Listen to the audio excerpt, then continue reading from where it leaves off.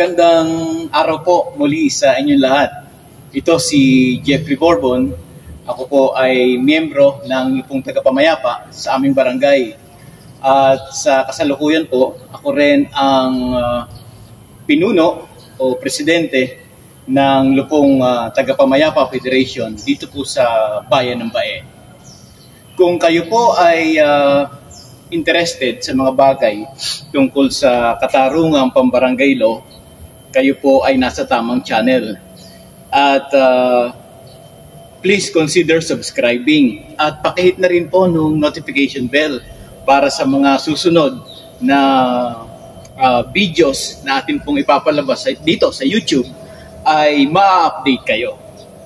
Last video po ay pinakita natin yung ilan sa ating mga lupon at kanila pong ibinahagi kung ano yung kanilang mga experiences sa kanilang trabaho bilang isang lupong tagapamayapa sa kanilang barangay o sa aming barangay, sa ating barangay. Ngayon po, ito ang part 2 nung video ng mga sharings ng ating mga lupong tagapamayapa. At dito po sa videos na ito, yung ibang mga sumalang dito ay iba naman yung kanilang experiences. Pero at the end, ay halos iisa lang naman po yung mga problema ng mga tao sa bawat barangay.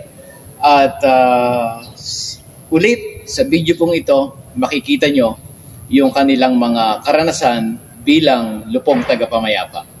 Magandang umaga po. Ako po si Delojo Jojo Magsino. Kung tawagin po nila ako rito sa amin ay Kuya Jojo or Justice Jojo. Kasi po Justice Jojo ang tawag sa akin kasi ako po ay miyembro ng Lupon Tagapamayapa ng aming barangay. Nagsimula po akong maging tagapamayapa o kabilang sa Lupon since 2018 pa. So mga 5 years na po ako in a row. Sa experience ko po bilang isang lupon, kami po ay natututo sa mga kinakaharap at mga dinudulog na problema sa amin. Ang experience ko po rito na natatandaan ko talaga hindi ko makalimutan ay problema ng magkakapatid na dinala sa barangay at yun po. Doon ko nalaman at na-realize na hindi lang pala kami ang mga nangangaral at nagbibigay payo sa kanila, kung hindi sila din ang umaayos sa mga inner o sa mga aming mga pang-sariling problema. Kaya ako nasasabi na kami ay natututo rin dito sa pagharap sa mga problema sa amin bilang isang lupon tagapamayapa dito sa aming barangay. Masarap na mahirap, mahirap na masarap. Yan po ang masasabi ko para sa aming mga lupon. At malaking bagay po kasi hindi lang sa emosyonal, hindi lang sa damdamin, kung hindi maging sa pinansyal, malaki pong tulong ang nagagawa ng mga lupon dito sa barangay.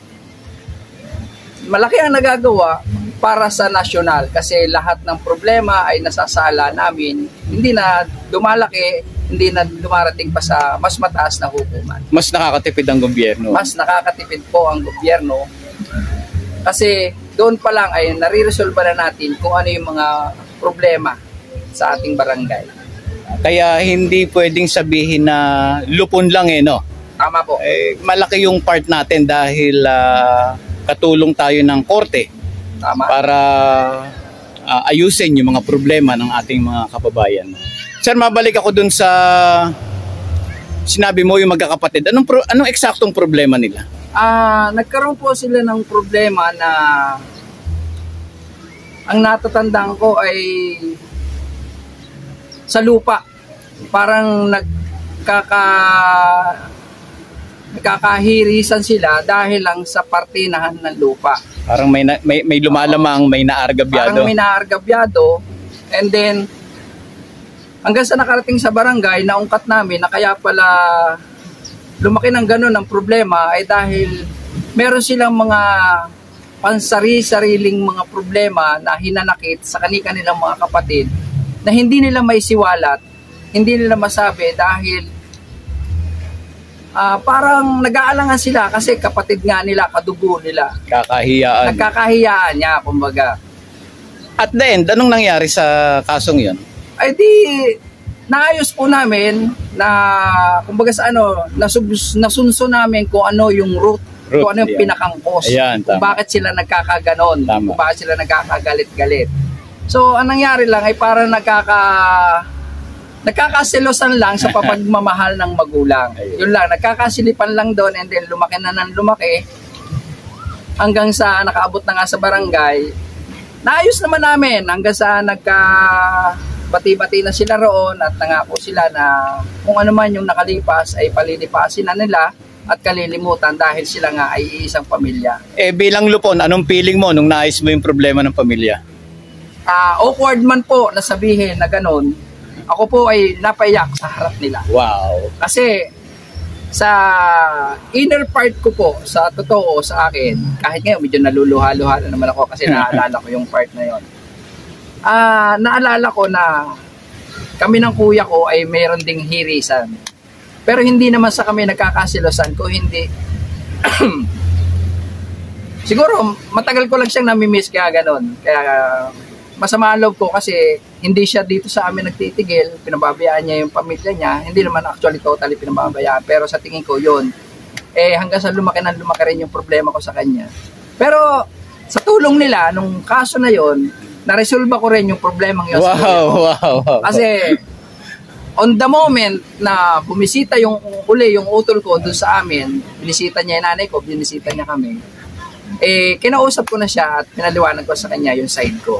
Ayun, nagkaintindihan naman kami. So far, so good. Sa ngayon, okay na kami ng kapatid ko. Kaya parehong happy ending, ano? Happy ending. Ayun. Thank you. Maraming po salamat. Magandang araw mga kabarangay. Benito Lorenzo Jr. po, miyembro ng Lupong Tagapamayapa ng Barangay Santo Domingo.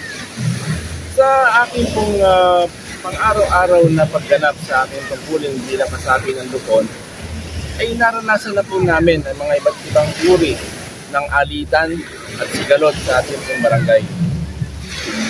Nariyan po ang mga usapin na halos kung tutuusin ay hindi na o wala ng paraan upang mapagkasundo po ang ating mga kabarangay. Ngunit sa sidhi ng Lupon, na layunin nito na maipatupad ang kapayapaan sa ating pong barangay, ay kami po ay humahanap ng kahit maliit na pamamaraan upang makamit ang kapayapaan po o pagkakasundo sa ating pong mga may alitan na kabarangay.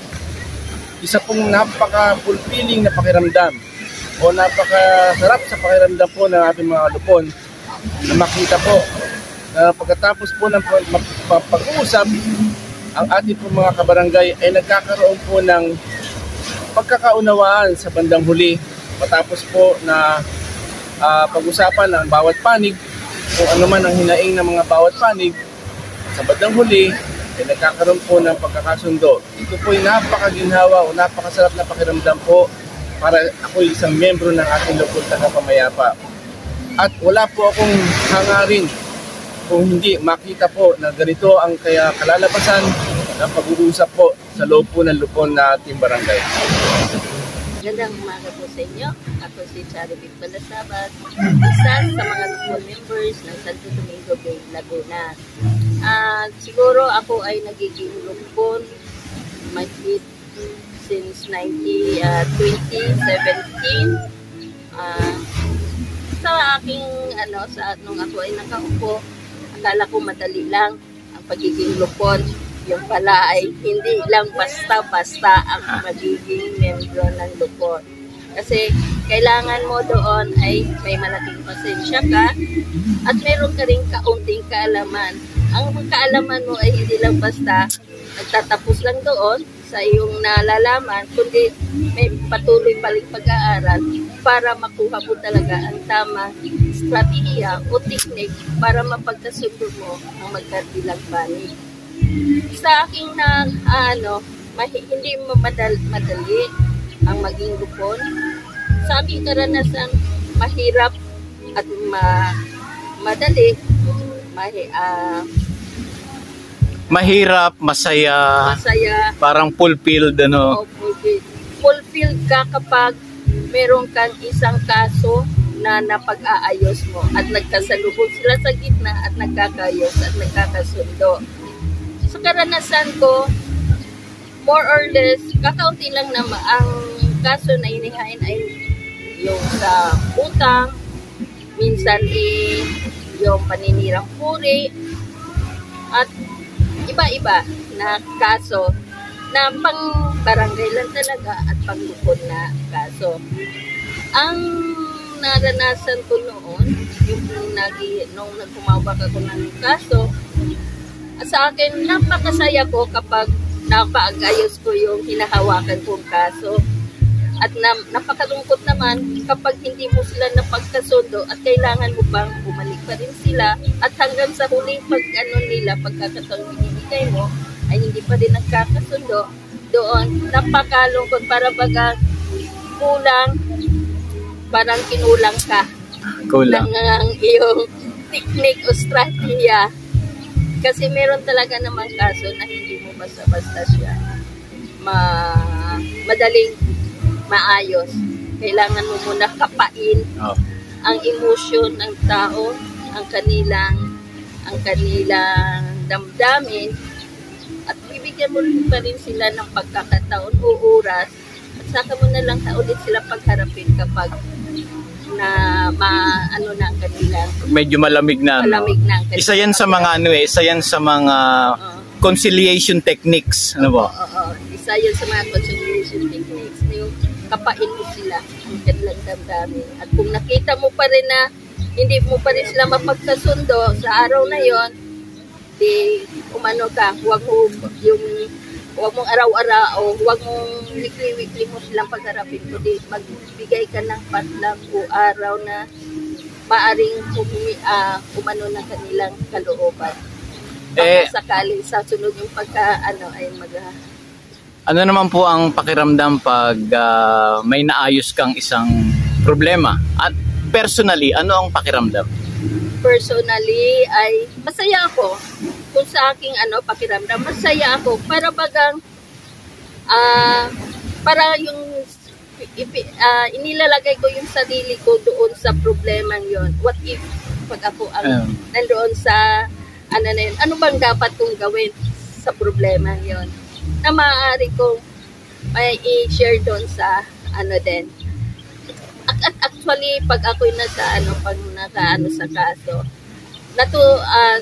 kung may natutunan natututo ako doon sa mga taong kaharap ko. Kasi ito, hindi pala ganon. Basta natututo ako, nagkaroon akong karagdagang knowledge na sa susunod, pwede pala yun. Na pwede pala yun, gawin na yun. Yan lang po. Yan ang Salamat po, salamat.